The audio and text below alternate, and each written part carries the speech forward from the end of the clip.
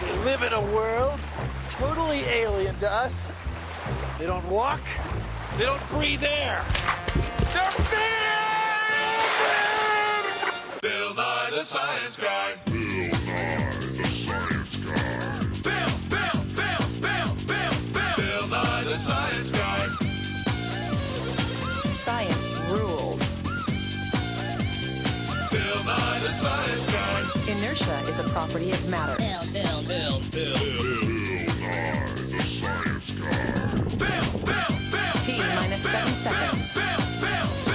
Bill Nye the Science Guy. Brought to you by Fish Sticks. Eat more fish sticks. It's the most incredible fish story ever told. Yes, it's the story of fish. Fish. Fish. It's the story of fish. Fish have been living on the Earth for over 400 million years. Fish have something that you and I have. Fish had them first. Talking about backbone. Now, fish backbones let them swim strongly and smoothly, so they live all over the world. There's all kinds of fish. There's long ones and short ones, thick ones and thin ones. And when it comes to variety, fish are off the scale. Get it? Off the scale. Let's see.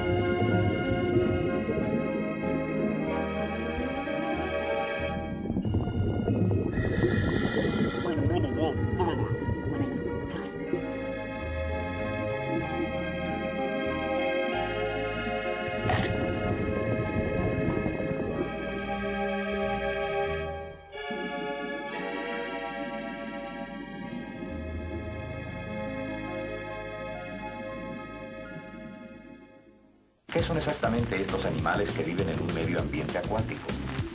¿Cómo funcionan? ¿Cuáles son sus hábitos y características? En definitiva, ¿qué es un pez? ¿Qué es un pez? What is a fish?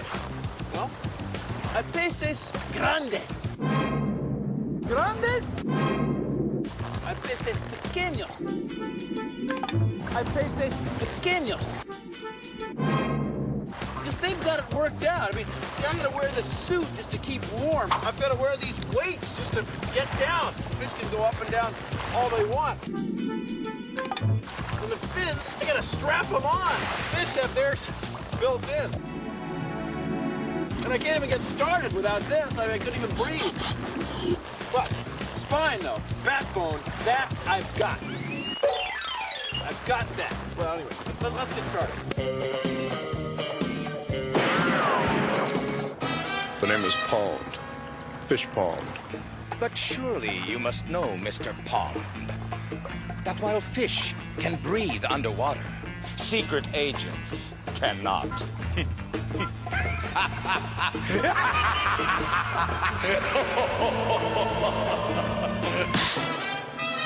Goodbye, Mr. Pond.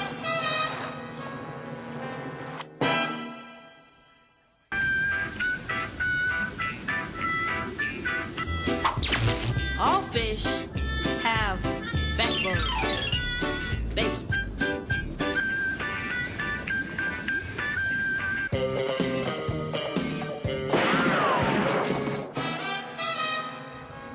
You were correct in assuming that only fish can breathe underwater. But unfortunately for you, you miscalculated the depth of the water. Oh! Just like humans, fish have skeletons. Skeleton. Skeletons are the framework that support our bodies. Actually, our skeletons are a lot alike. Backbone. The muscles that let fish swim are attached to a backbone. Just like the muscles that we have let us walk and wave. Of course, fish don't have hands, they have fins. They're fish, for crying out loud. Come on, everybody. Let's give these fish a hand now. Come on, it's really good. Come on now. Fish swim through the water by contracting muscles attached to their backbone. As they swim, they make a sort of S shape in the water, kind of like clenching your fists. Oh, here, let me show you.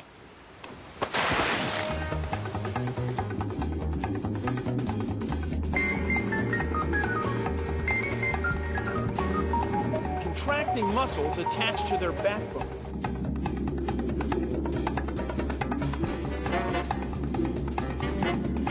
As they swim, they make a sort of S shape.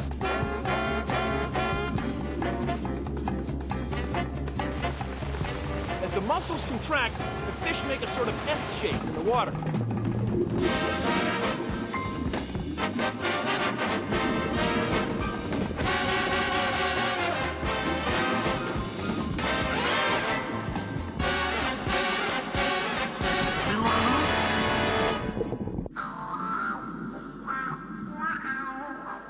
Fish breathe with special organs called gills. In order to breathe, fishes swallow water and push a current past the layer of gills. Now, most fish have their gills the back of their heads, right behind their eyes, right here. To provide enough surface area for exchange, the gills are built as row upon row of delicate, feathery tissue.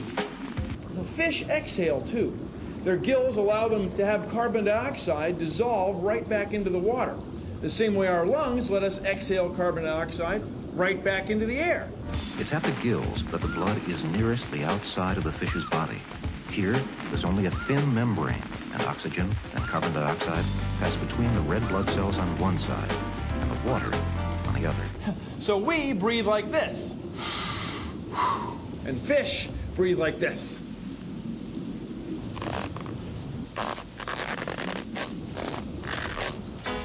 Each year, fish scales grow a little. So every line in the fish scale is a year in the life of the fish's... a year... Scales. Flexible, overlapping plates that are both strong enough to be protective, yet light enough to let them swim freely. Most fish have scales. Thank you, it's very nice, but it's not that kind of scale. Scales are kind of like fingernails. They grow right out of a fish's skin. Now, fish scales overlap and slide on each other. They help fish take bangs and bumps while they're swimming around in the water. Scale is an old word. Scale. It's from the Middle English, scale. Each year, fish scales grow a little. So every line on a fish scale is a year in the life of the fish. Just like tree rings tell how old the tree is. Some fish have no scales at all, like catfish, yeah. But most fish have scales, and scales help fish live in the water. In French, it would be escale. It's school to have scales. Say school to have scales. See what I mean? It's a gag. Now that's a fish tail. Or a fish scale. Scale or tail. Oh, whatever.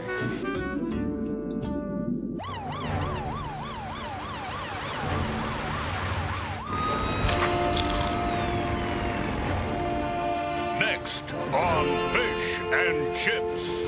No, man, I'm fish, he's chips. Oh, okay. Where does the air come from that fish breathe? Now, please. Consider the following. The oxygen that we breathe comes from plants. The same with fish. Only the plants that make their oxygen live in water. Now, fish can get oxygen another way, too. Take a look at this. This is a cylinder of water, and this is a vacuum pump. When I turn it on, I'm pulling all the air from above the water out of here. And watch.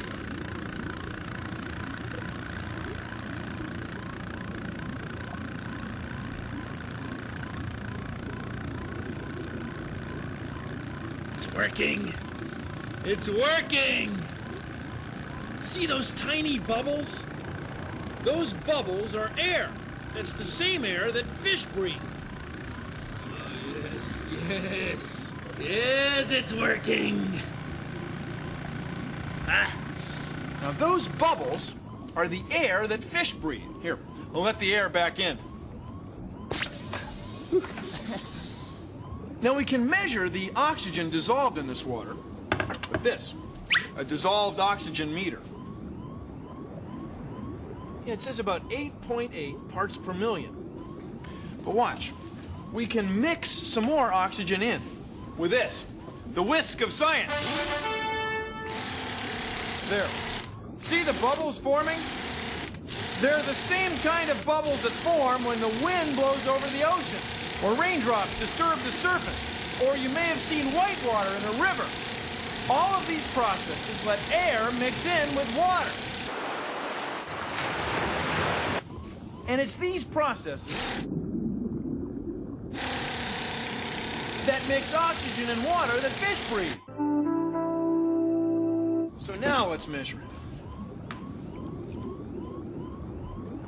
Now it's reading slightly higher, about 9 parts per million, in just those few moments. So fish get the oxygen they breathe from plants, but they also get it from the air when it churns and mixes with water. Well, thank you for joining me on Consider the Following. Pufferfish. It enlarges its body with water, causing its spines to stand erect. When the danger has passed, the puffer gradually returns to its original, more streamlined shape. You decide. Fish or not? Starfish. Fish or not? Silverfish. Fish or not? Tuna fish. Fish or not? This has been another Fish or Not.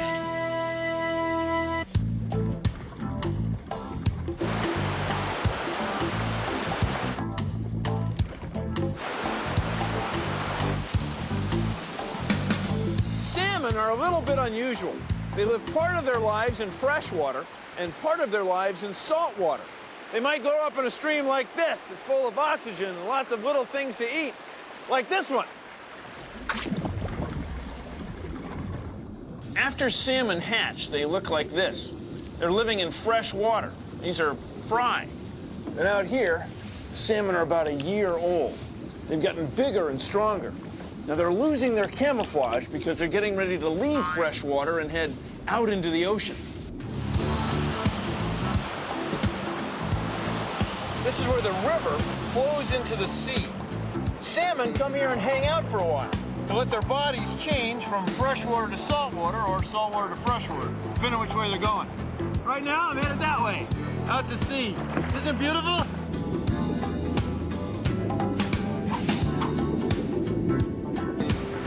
Salmon spend years out here in the ocean, eating and getting bigger and stronger. Then eventually, when it's time, they head back upstream to a place like this, where they spawned. Now, salmon don't swim back to just any stream. No, they swim back to the very same stream they were born in.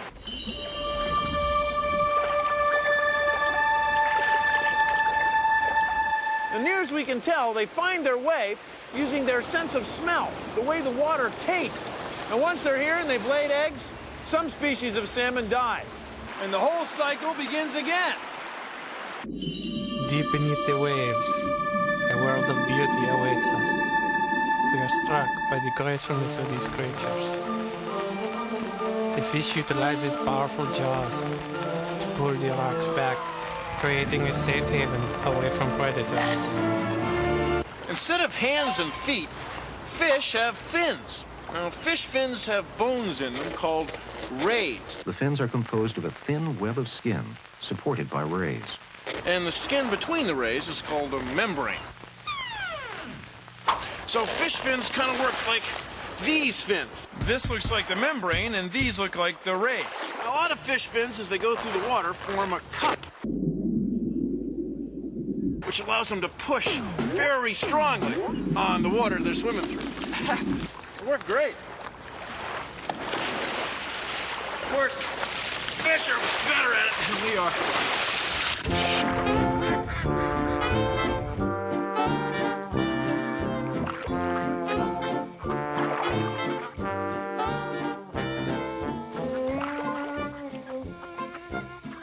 We paddle a canoe the same way a fish uses its fins.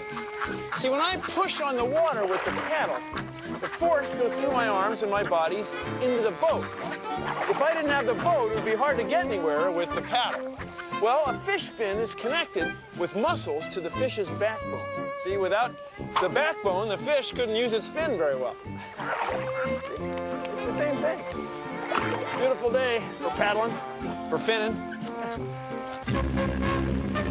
One kid, one pond, one hook and line adds up to happiness. Fishing derby, which is not like any other sporting event known. There's only so much of a stream, and it's a cinch the fish are heavily outnumbered. There's barely room to swim between the hooks. More than 3,000 of them altogether. For kids from 5 to 15, this is how fishermen are made. Hooked for life. Fish can swim in schools because they have lateral lines. Now, lateral lines are special sensory systems on the sides of fish. They have very small openings into the water they live in. And the lateral lines let fish sense tiny changes in pressure in the water. So if one side of the school turns, all the other members of the school can feel it and they can turn too.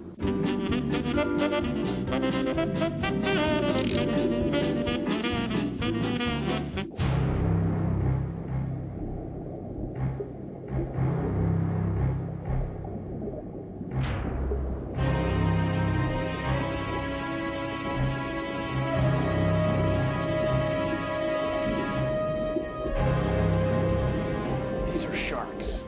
Now, sharks are fish that have been on the earth a long time. They're very successful. They have a backbone, but the bone isn't really made of bone. Instead, they have cartilage, the same stuff that the end of your nose is made out of. Sharks also don't have scales like regular fish. They have small, bony scales that are very close together. This magnified view shows these plates called denticles, tiny thorn-like plates in the skin. That's what gives them such tough skin, shark skin. Now, all these different adaptations that sharks have that make them different from the fish you may see every day are very good. In many ways, sharks are an example of a life form ideally suited for its environment. I mean, sharks are very good at living in different places. They have been a dominant predator in the sea for more than 430 million years. I mean, they eat pretty much whatever they want. I mean, they're sharks. We'll just, we'll wait on this side of the aquarium.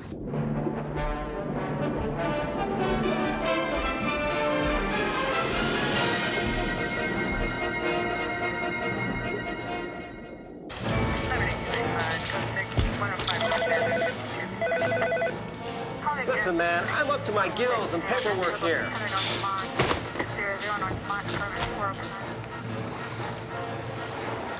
Imagine, if you will, a motorcycle cop named Fish and his ticket-writing sidekick, Chips.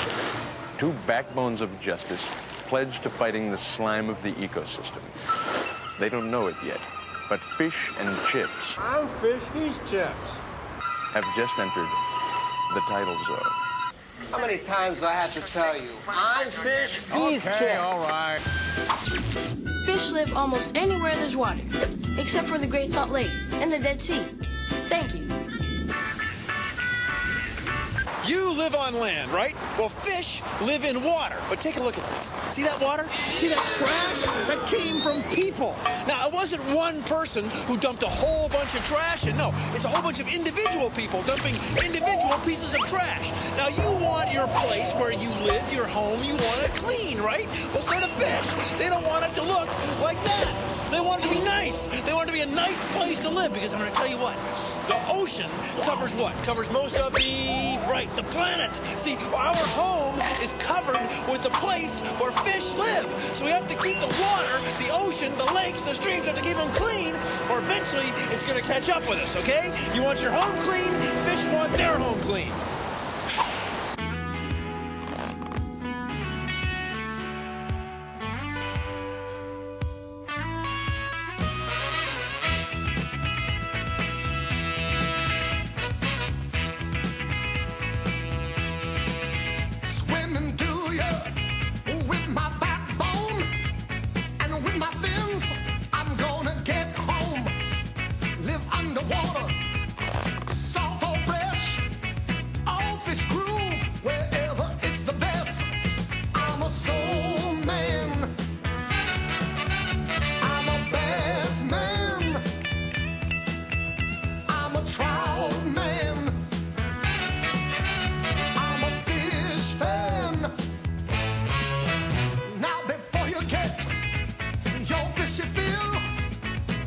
Remember, they breathe with their gills. 'Cause you know all fish, they love it wet. Now stand back, ain't heard nothing yet. I'm a soul man, I'm a strong man,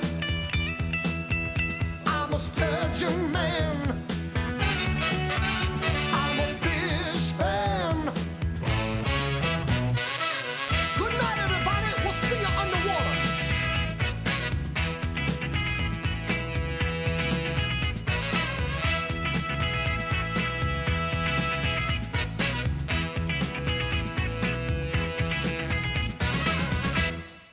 Well, that's our show. Thanks for watching. If you'll excuse me, I've got some osmotic exchange potentials to mull over. See ya. Produced in association with the National Science Foundation.